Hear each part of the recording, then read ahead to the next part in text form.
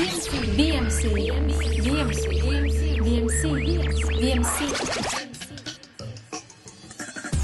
economy, communication, technology, customer, community, net, social media. VMC, the Vascellari media channel. So Geoff Livingstone wrote an awesome blog post on livingstonebazz.com. The title of the post was the top 25 ways to tell if your social media expert is a carpetbagger. So I will give you a short recap, a short summary about these 25 points, and then I'll add to the list my points too.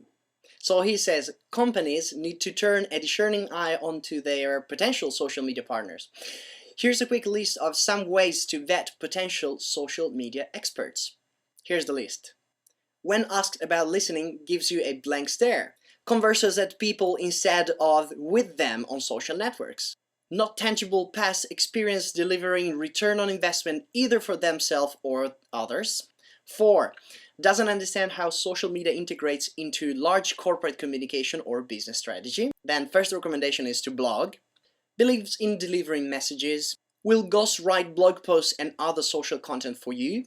Is willing to impersonate you online in social networks. Trots in social media expert for sales meetings. Their blog is less than 6 months old or has no comments. Blog only has links to traditional 1.0 media sites. Cannot host conversation without constantly interjecting self into said conversation. Talks about cultivating your personal brand.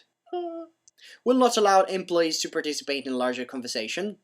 Will guarantee results without any prior experiences. Just added a new social media department. Recommends Facebook groups as a first tactic. Defines social media as only tools. Facebook, blogs, Flickr, insert shiny objects here. As opposed to conversation with communities. The first campaign involves a contest without a strategy. Doesn't know what technorati is. Talks about applying mass communication theory. Posts less than 5 times a month on their blog. Thinks social media is about creating content. Suggests publishing promotional copy as a social content. Believes social media is the sole terrain of either PR or advertising. And so here's what I add to the list. They don't know the difference between strategy and tactic. They never read or even heard about the Clue Train Manifesto. Yes, believe me, there are still people out there that have no idea what the Clue Train Manifesto is. They don't comment, not just on their blogs, but anywhere. They have never heard of co-comments. They think they master the social media landscape because it's free. They think that conversation just happens on Twitter. They are enthusiastic about using social media tools because they are free, but they have no idea of how to use them to improve the ROI, or so-called return on investment. They tag everything with 2.0. 2.0 this, 2.0 that. They use it as a shiny little tag to attract clients that have no clue of what social media is. They're proud of showing the countless number of people they have in their Twitter accounts, because probably they use the pathetic trick of following someone and then unfollow, so you know the trick. I hate that. In their first campaign, which involves contests without a strategy, as we already said, they suggest an iPhone as prize. I mean, everyone is giving iPhones as prize, just think something different at least. They promote transparency, but when asked, they don't know how to implement it at corporate level. If you listen to them, you should be all over the places. They release on their blogs CC carbon copy blog posts that other people already released out there. They use a PC. Okay, here, I'm just joking here, okay? It's just because I love Macs. Or they use a Mac just because it's cool. They don't even use or give the possibility to people to subscribe via RSS to the content they release out there. Plus, they never even heard of FeedBurner.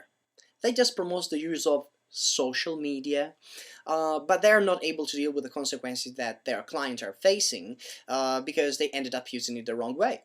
They probably have some difficulties in understanding the difference between quantity and quality. Anyway, these were the few points I wanted to add to the list. I'm sure later on there will be something else popping up, but you can feel free to join the conversation on my blog and of course on livingstonebazz.com. And about me, well, I don't call myself an expert. I let the others tag me as an expert if they want. I rather prefer, I see more myself as an advisor. Oh, and by the way, I'm Andrea Vascellari and I live at andreavascellari.com.